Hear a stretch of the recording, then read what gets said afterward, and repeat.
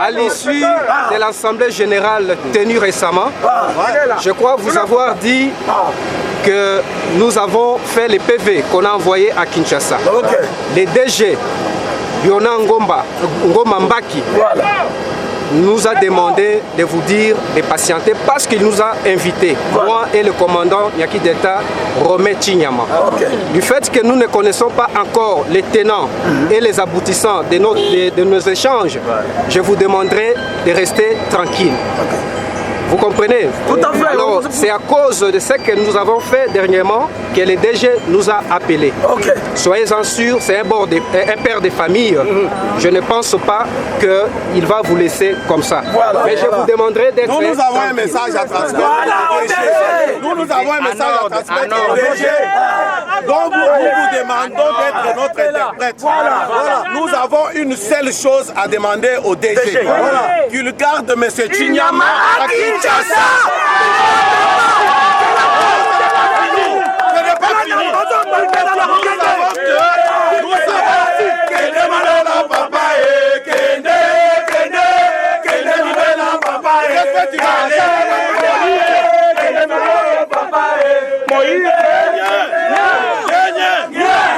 Nous savons que M. Chinyama raconte à quiconque veut l'entendre qu'il est le protégé des autorités de l'IDPS et qu'en tant que tel, personne ne pourra les bouger.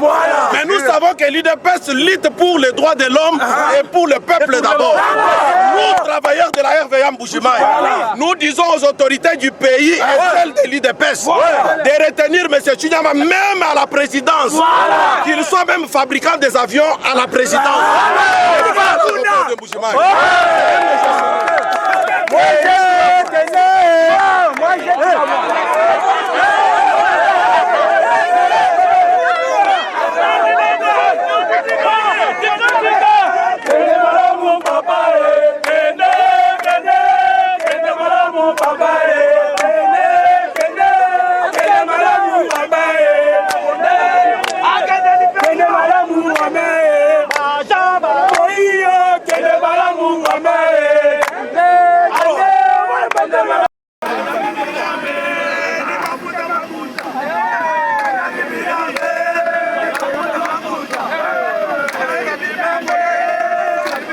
Oui, nous sommes là, nous saluons d'abord cette invitation du directeur général à la régie des voies aériennes, les retombées de notre Assemblée générale des travailleurs tenue le jeudi 14 novembre 2024. Ils sont invités pour une séance de travail. Voilà, nous voyons quand même que nous sommes dans les positifs.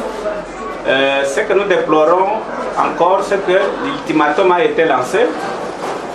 Nous avons épuisé l'ultimatum, nous sommes le 18 novembre, comme nous étions aussi avec vous, messieurs les journalistes. Nous avons dit que nous pouvons éviter la grève, mais nous sommes quand même dans la procédure. Les choses peuvent s'empirer ou devenir pire si il arrivait qu'après la séance de travail, M. Chinyama rentre en Mbujimaï. Il va diriger qui? Voilà.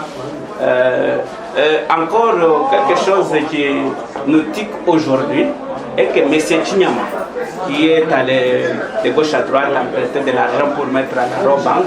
Nous lui avons demandé, parce que nous sommes une équipe de travailleurs qui l'a fait souffrir pendant plus de 2 ans. Comment il nous fait souffrir? C'est parce qu'il verse en retard nos salaires à la Robank. Et la Robank retire ses mensualités. Quand c'est déjà au-delà de 2 mois, donc nous n'avons pas la chance de sortir de la banque, même pas avec 1 franc. Nous avions demandé, comme nous demandions toujours, qu'on nous donne 50% de notre salaire pour la survie de nos enfants et des dépendants de nos familles, et ici localement, et que la partie d'argent soit versée dans nos comptes.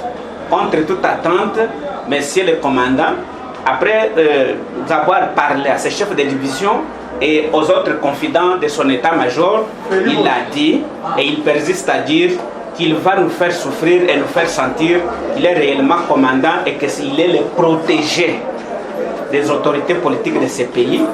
Alors, on a versé l'entièreté de nos salaires à la Robank. À ce jour où je suis en train de vous parler, je ne sais pas comment je vais manger avec mes enfants, y compris les amis qui sont et qui ont aussi le même problème avec moi à la Robank. Voilà que M. Chinyama est en train de nous faire souffrir.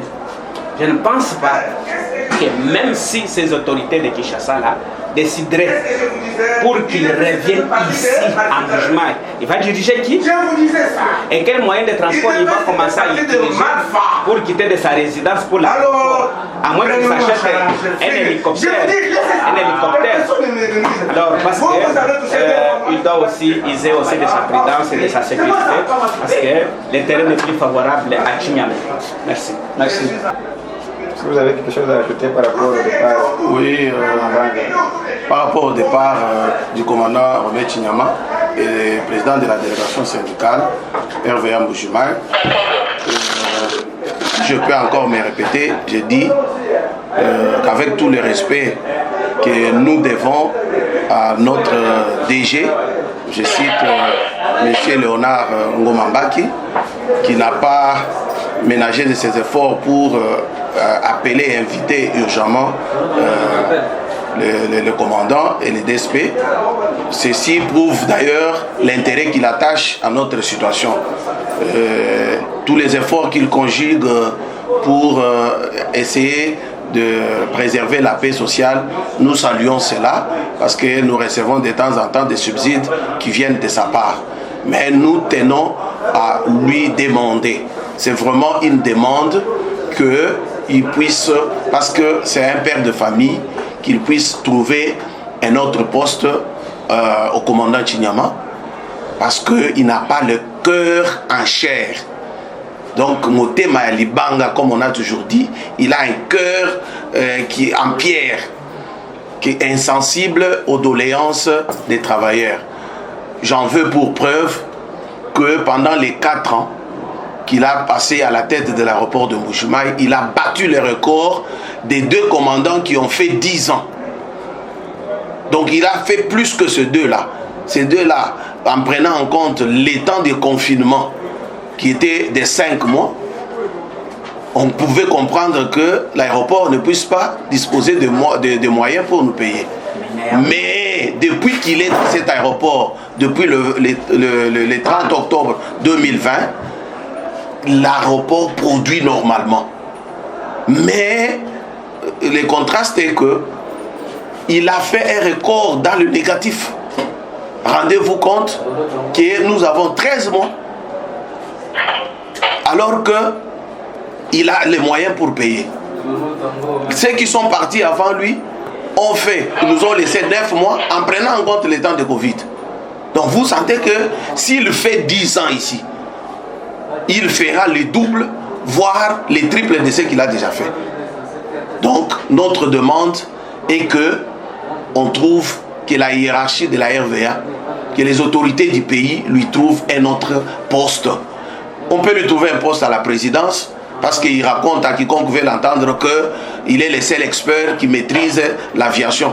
Il raconte aux gens comme quoi il est protégé des autorités du pays et des autorités de l'UDPS. Or, nous savons ce que prend l'UDPS. et ce que prennent les animateurs de l'IDPS. Nous ne savons même pas quand est-ce que lui est devenu de l'IDPS. Alors, nous demandons que l'on nous affecte un commandant qui a le cœur des humains, quelqu'un qui peut compatir avec les travailleurs. Tu ne peux pas privilégier ses intérêts égoïstes et détruire des centaines de vies. Monsieur le journaliste, il essaie de vous rappeler que tous les travailleurs qui sont ici ont derrière eux des familles, des membres de famille qui dépendent de ces petits salaires que nous attendons. Et quand ils ne payent pas, vous ne savez pas, je vous épargne des détails, je vous épargne des dégâts que cela cause. Voilà tout ce que nous demandons. Nous demandons au DG de nous trouver quelqu'un de sensible, quelqu'un de compatissant, quelqu'un qui peut avoir l'intérêt sur le travailleur, pas pour privilégier seulement les intérêts égoïstes. Merci beaucoup. Merci beaucoup. Oui, messieurs les journalistes, merci pour poser la question. Le commandant est parti et le président délégué syndical principal, sur l'invitation de notre directeur général, Léonard Mbaki, l'homme du peuple, c'est lui qui a les soucis pour ses agents. Nous connaissons bien ses œuvres. Quand il a appris, il a vu les images, c'est ainsi, de la situation de l'entité de Mbujimayi, RVA Mbujimayi, ainsi qu'il a préféré que notre représentant soit là et le commandant de l'aéroport qui dirige l'aéroport de Mbujimayi qui soit là pour qu'il sache de quoi s'agit-il. Notre problème, comme vous l'avez déjà suivi depuis longtemps lors d'une assemblée générale, nous avons plusieurs arriérés de mois de salaire qu'on ne paye pas, dit par la mauvaise volonté et la mégestion de notre commandant de l'aéroport. L'aéroport a des recettes. Nous ne pouvons pas donner des chiffres, mais l'aéroport a des recettes. Nous voyons des avions qui atterrissent et qui décollent. Même ceux qui sont à la cité, nous voient. Mais nous sommes là, nous les agents.